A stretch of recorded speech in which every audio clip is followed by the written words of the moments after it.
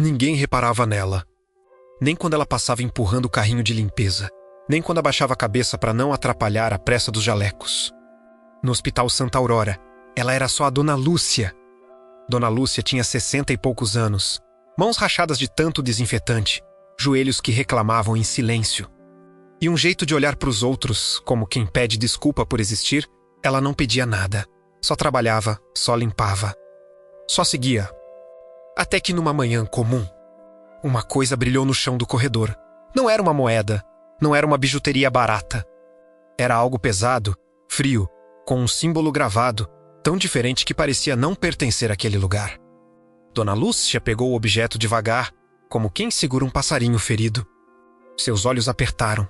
Ela não sabia o valor exato, mas sabia, pelo instinto, que aquilo valia muito. E mais, sabia que alguém estava desesperado por aquilo. Ela ficou parada. O corredor cheirava álcool e o barulho das rodas das macas parecia mais alto. E naquele momento, ela fez a escolha que mudaria o destino dela para sempre. Porque o que ninguém imagina é quem era o dono daquele objeto. E o que estava prestes a acontecer quando Dona Lúcia devolvesse. Dona Lúcia chegava antes do sol. Pegava 2 ônibus, atravessava ruas ainda vazias e entrava pela porta de serviço.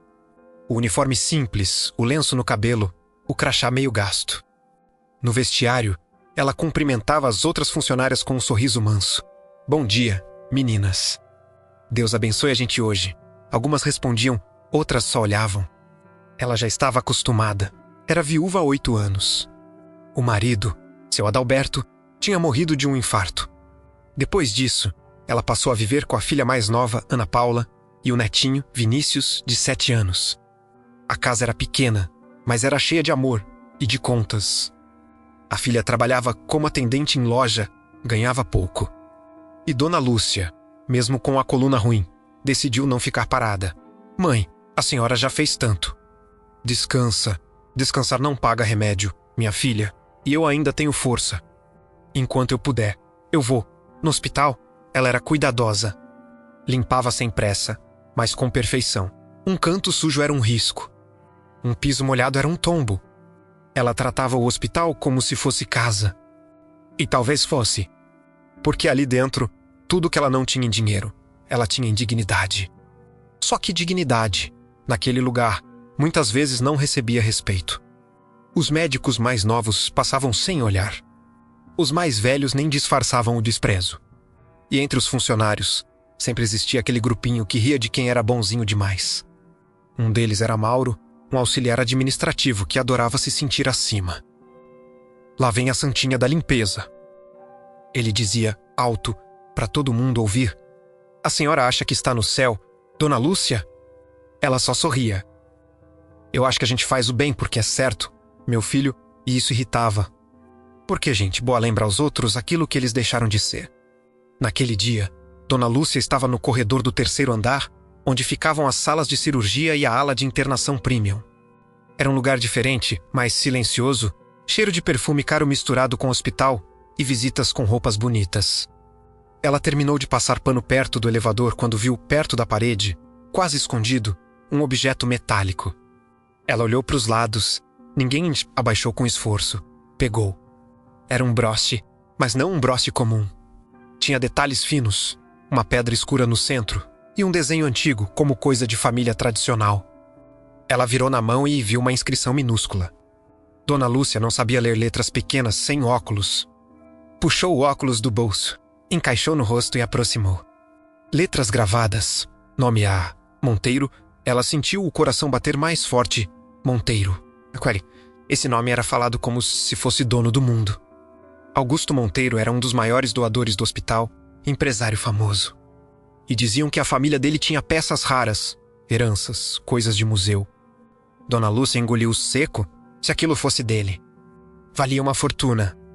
Ela pensou por um segundo, e esse segundo parecia uma eternidade.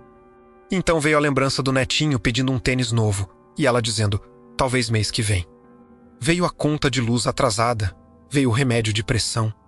Veio tudo. Ela fechou a mão no broche e respirou. Não é meu, ela sussurrou. Não é meu. Guardou com cuidado no bolso do avental, perto do peito, e começou a procurar o dono. Ela foi até a recepção da ala premium. Perguntou à atendente, uma moça jovem que mexia no celular. Filha, você sabe se o senhor Augusto Monteiro está aqui hoje? A moça ergueu uma sobrancelha, como se Dona Lúcia tivesse cometido um crime. A senhora quer o quê com ele? Dona Lúcia mostrou o broche. A moça arregalou os olhos.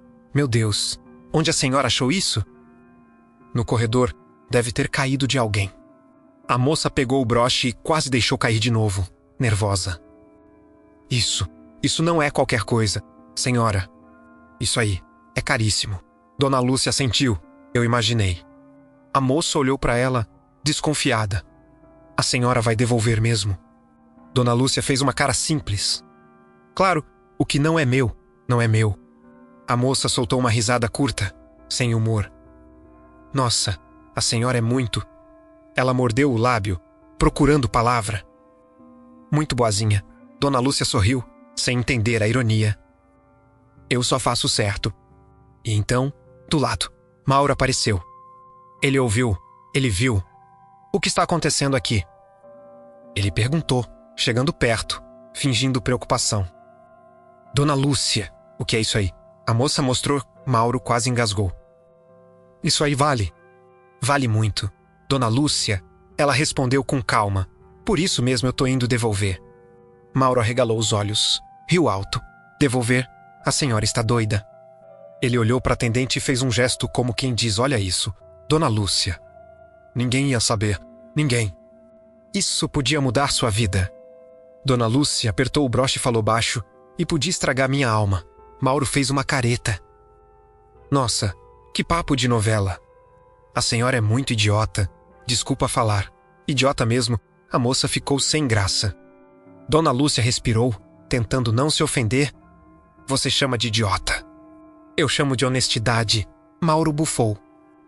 Honestidade não enche geladeira. E saiu rindo, balançando a cabeça.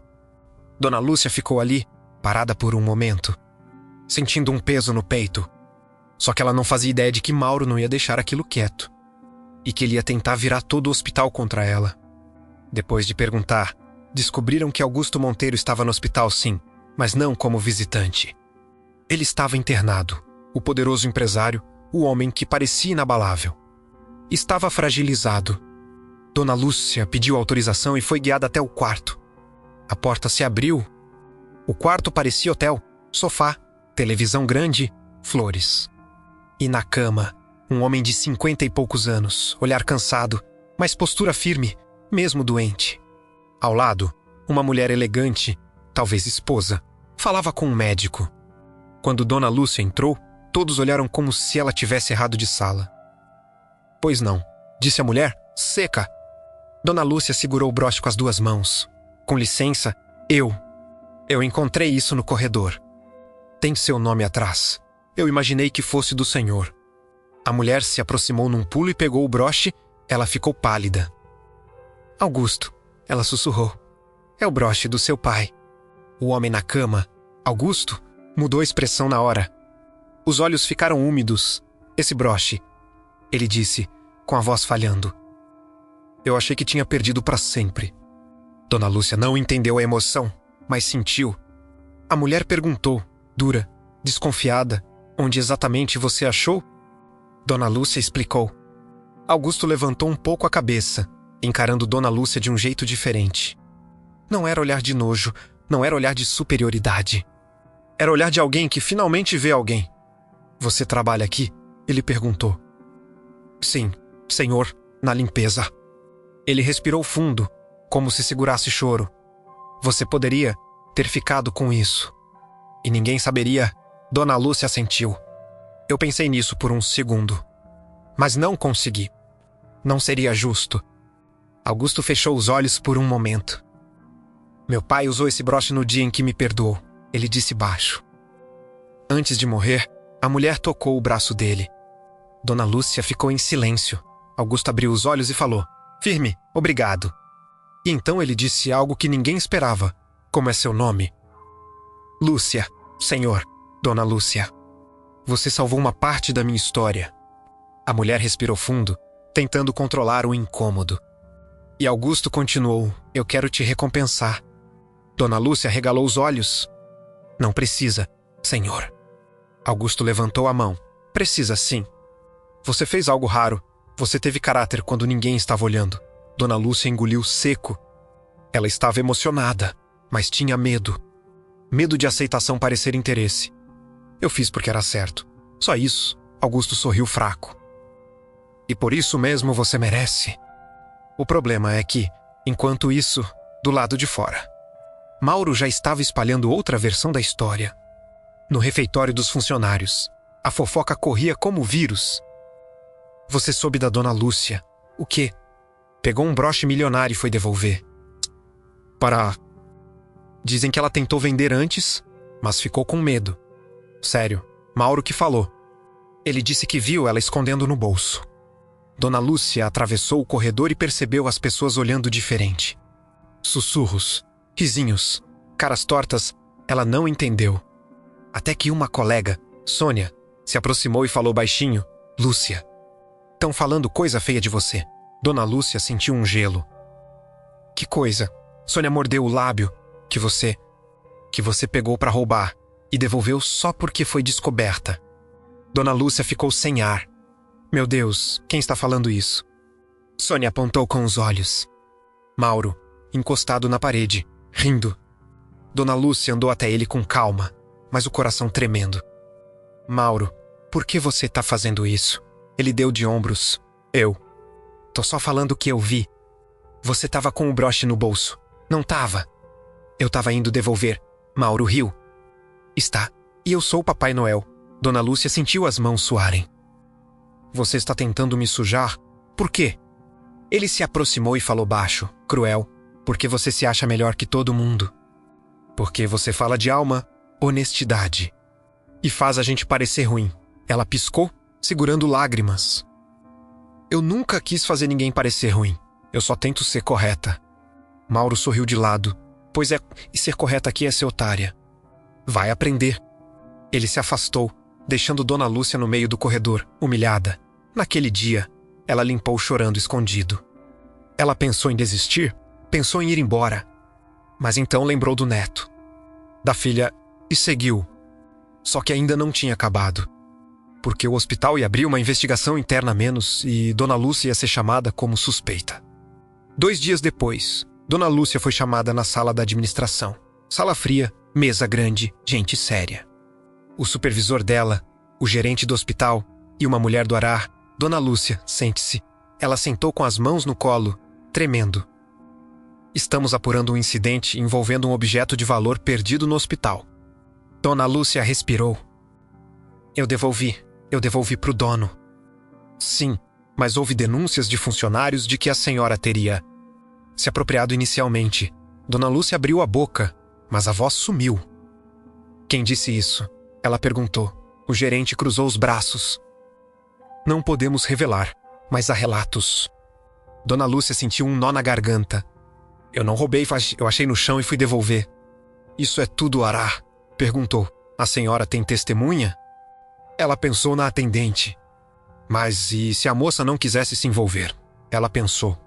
E viu que, naquele hospital, ela era sozinha. Não, ela respondeu, quase em sussurro. O gerente anotou.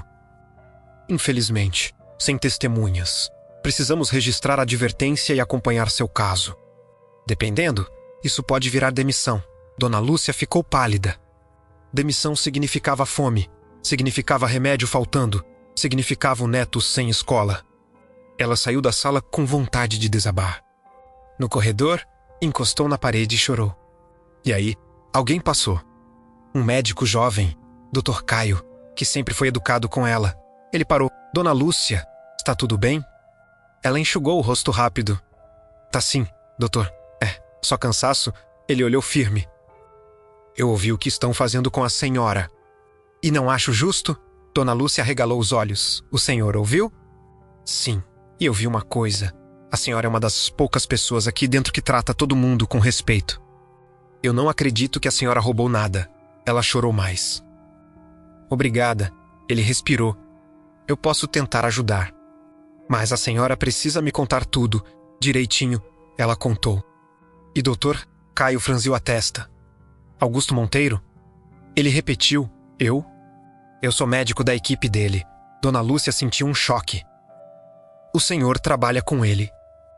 Sim, e eu acho que ele vai querer saber disso. E quando Augusto soubesse o que estavam fazendo com Dona Lúcia, o hospital inteiro ia mudar de tom. Na noite daquele mesmo dia, Augusto Monteiro pediu para falar com a direção do hospital. Não foi pedido, foi ordem. A diretoria se reuniu no quarto dele. O gerente, o diretor clínico, a mulher do Arraque, todos. E Dona Lúcia foi chamada também. Ela entrou tremendo, achando que seria demitida ali mesmo. Augusto estava sentado, mais fraco. Mas o olhar dele era de aço. Dona Lúcia, ele disse, com voz baixa. Me contaram o que está acontecendo. Ela tentou falar, mas a garganta travou. Augusto olhou para o gerente.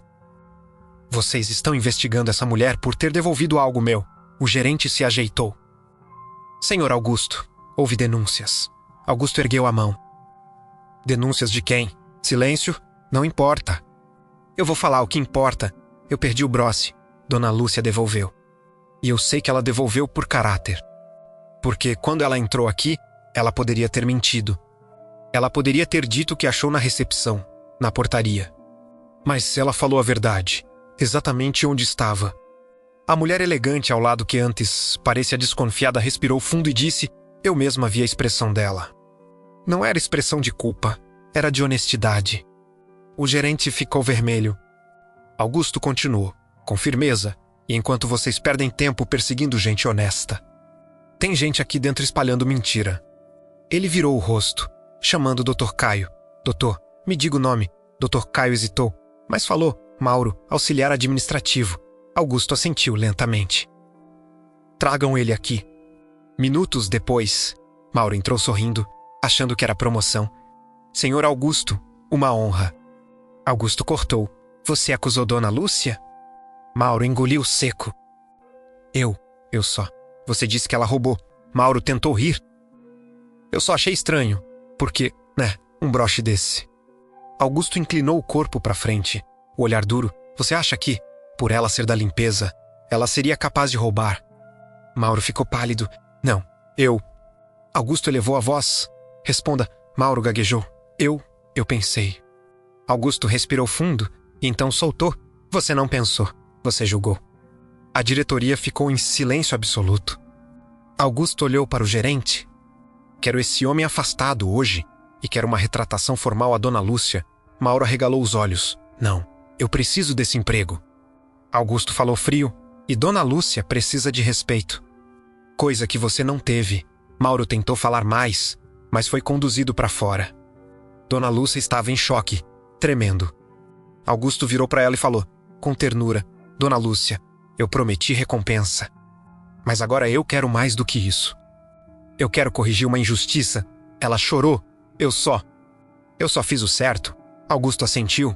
E por isso, o certo vai acontecer com você.